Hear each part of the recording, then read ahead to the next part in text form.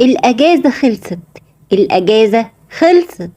والسهر، أيوة السهر طبعا لنص الليل خلاص راح لحاله، والفسح والخروجات واللف مع أصحابك طول الوقت، كل ده خلاص خلاص خلاص.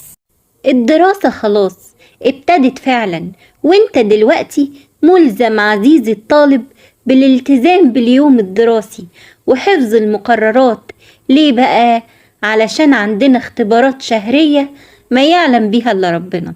حضرتك طبعا لسه مش متعود على الروتين الجديد ده، بس مجبر انك تتعود عليه وبسرعة.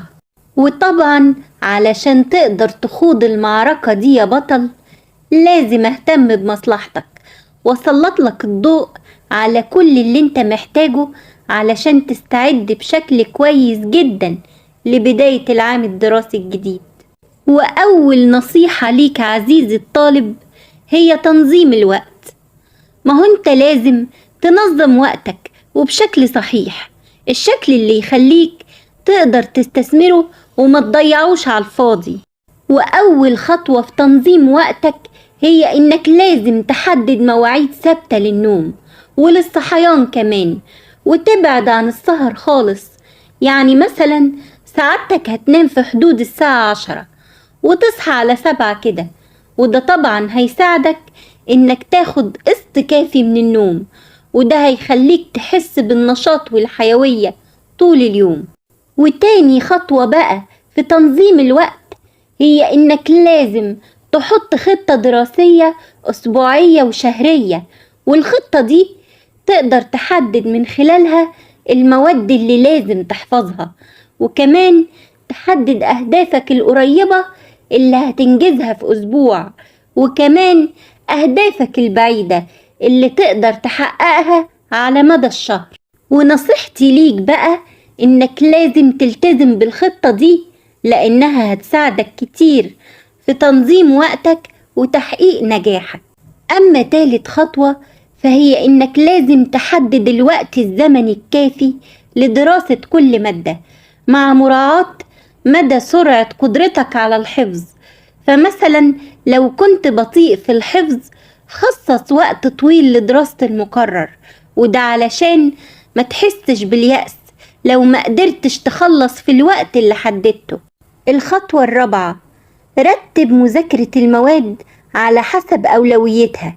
يعني تبتدي بالمواد اللي هتختبر فيها الأول وتأجل المواد التانية ليوم تاني، وده علشان ما تحسش بالتشتت والضياع. الخطوة الخامسة ودي بقى أهم خطوة، وهي إنك لازم تتخلص من كل حاجة بتشتت وقتك وبتضيعه على الفاضي، زي طبعا الفرجة على المسلسلات والأفلام لساعات طويلة، والبعد التام عن جميع مواقع التواصل الاجتماعي، وكمان الرغي مع أصحابك في التليفون طول اليوم.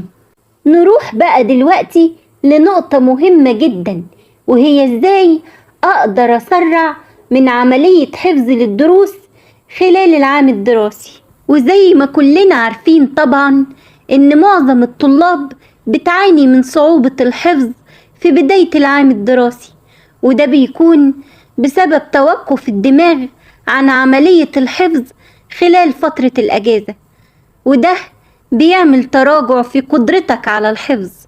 وعلشان كده بقى أنا هقولك على شوية حاجات فيهم الخلاصة لو قدرت تنفذها أكيد الأكيد إنها هتساعدك في حفظك لدروسك وبسرعة ملحوظة. أول حاجة بنصحك بيها إنك لازم تاخد كفايتك من النوم بالليل زي ما اتفقنا، يعني ما يقلش عن 8 ساعات يوميا، وده هيساعدك على تنشيط دماغك وزيادة قدرتك على التركيز والانتباه، وبالتالي حفظ أكتر المعلومات صعوبة وتعقيد. تاني حاجة بقى هي إنك لازم تكتب المعلومات اللي انت بتحفظها، ودي واحدة من أنجح الوسائل اللي هتساعد على تسهيل عملية الحفظ. يعني كل ما تنتهي سعادتك من حفظ فقرة تجري وتكتبها على ورقة، وده هيخليك تعمل اختبار لمدى دقة حفظك، وكمان كتابتك للمعلومة هتساعدك على تثبيتها في دماغك أكتر من ذاكرتك. الحاجة التالتة، ودي حاجة بقى في غاية الأهمية، وهي إنك لازم تفهم المعلومات قبل ما تحفظها طبعا، وده لأن المواد اللي بتحفظها من غير فهم بتتنسي بسرعة جبارة، وعلشان كده الخبراء بيوصوا بضرورة فهم المعلومات أولا قبل الحفظ، وبالطريقة دي هتقدر تثبت المعلومات في ذاكرتك، وهتنجح أكيد لما تيجي تفتكرها وقت ما تحتاجها. رابع حاجة، واللي أكيد هتسهل عليك عملية الحفظ، وهي إنك تحاول تربط المعلومات ببعضها، وكمان لو تقدر تربطها بأحداث حصلت معاك أو بمواقف مشابهة، وده هيساعدك على تثبيتها في ذاكرتك بشكل أفضل، وعلى طول تقدر تسترجعها بسرعة بمجرد ما تفتكر الحدث المربوط بيها. الحاجة الخامسة بقى يا بطل، هي إنك ضروري تحط التاتش بتاعك، يعني تبتكر أساليب جديدة لعملية الحفظ نفسها. يعني لما تلاقي نفسك مش قادر على حفظ معلومة معقدة مثلا، وقتها تحاول تشغل مخك وتقدر تبتكر أسلوب جديد غير اللي تعودت عليه في الحفظ، زي مثلا إنك تلحن بعض الكلمات وتقراها على شكل أغنية، وأظن مفيش أسهل من كده، وهتحفظها، يعني هتحفظها يا فنان. الحاجة السادسة هي إنك تحاول تعتمد على الدراسة الجماعية، يعني تحاول تخلي أصحابك يجوا يذاكروا معاك في البيت أو تروح تذاكر معاهم، لأن ده هيشجعك على الدراسة ومن غير ما تحس بالملل، وكمان ممكن تستفيد من خبراتهم، وده مش عيب، وهم كمان يقدروا يستفيدوا من خبراتك ده لو كان عندك خبرات أصلا.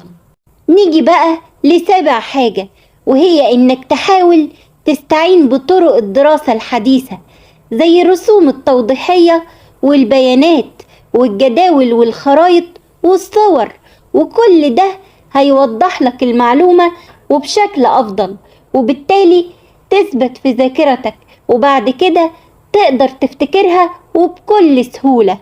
الحاجة التامنة، وهي إنك تحاول تختار مكان هادي للدراسة، وده لأن الضوضاء والضجيج والصوت العالي اللي حواليك هيشتتك وهيضعف تركيزك أكيد، وكده مش هتقدر تحفظ أي حاجة.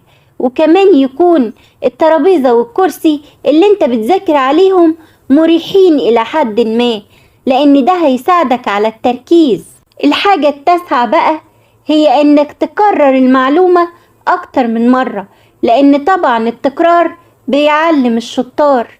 التكرار اللفظي والسماعي من أهم الطرق اللي بتساعد على الحفظ، يعني حضرتك بتقرأ الفقرة وبعدين بتكررها بينك وبين نفسك من غير ما بتبص في الكتاب، وهكذا لحد ما تخلص دراسة المكرر. الحاجة العاشرة والأخيرة، وهي إنك تكتب ملاحظاتك حوالين المادة، يعني تكتب المعلومات المهمة المتعلقة بالمادة وترجع تستعين بيها وانت بتحفظ، وده هيسهل عليك حفظ المعلومة وهتقدر تفتكرها بسرعة. ونروح بقى لحاجة مهمة، وهي ازاي تستفيد من وقت فراغك خلال العام الدراسي. أول حاجة، اتعلم مهارات جديدة زي الرسم أو النحت أو تصميم الأزياء أو العزف، والمهارات دي هتخليك تحس بمتعة كبيرة وكمان هتستفيد منها جدا. تاني حاجة، مارس هواياتك المفضلة. طب تعرف ان الدراسات العلمية اثبتت ان ممارسة الهوايات بتزود من نسبة ذكائك؟ والله، وكمان لما تمارس هوايتك المفضلة ده هيخليك مزاجك في حتة تانية اكيد. الحاجة التالتة بقى هي انك تحاول تشارك في الاعمال التطوعية. يعني ايه؟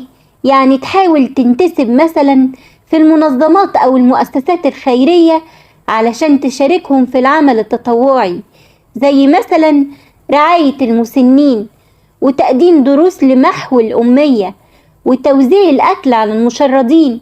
وده هيخليك تحس بالفخر وتكون راضي كده عن نفسك. الحاجة الرابعة بقى، وده طبعا في وقت فراغك، فاهم؟ في وقت فراغك وبس. تقدر تخرج مع أصحابك، يعني مثلا تروحوا سينما أو مسرح أو تروحوا تحضروا حفلة، وده هيخليك تحس بالمتعة والتسلية وتعمل ريفرش كده. خامس حاجة، مارس بعض الأنشطة الرياضية، زي إنك تلعب كورة أو تنزل تتمشى أو تركب عجل أو حتى تروح الجيم، وبكده تقدر تجدد نشاطك وحيويتك. وأنا قلبي عليك وانت عارف. الحاجة السادسة والأخيرة، حاول في وقت فراغك إنك تروح مكتبة عامة تستثمر فيها الوقت ده وتقرأ كتاب أو تقرأ رواية، وده هيعود عليك بالمتعة وكمان هيفيدك جدا وهيفرق معاك ويزود من ثقافتك. وبكده يكون الفيديو بتاعنا خلص، ويا رب أكون قدرت أساعدك عزيزي الطالب إنك تقدر تستعد وبشكل جيد لبداية العام الدراسي. وكل سنة وانت بألف خير. وياريت ما تنساش تشاركني برأيك، وما تنساش كمان تشترك في قناتي، قناة حكايات رورو، اللي بتقدم لك أفضل الحكايات اللي ممكن تسليك في وقت فراغك.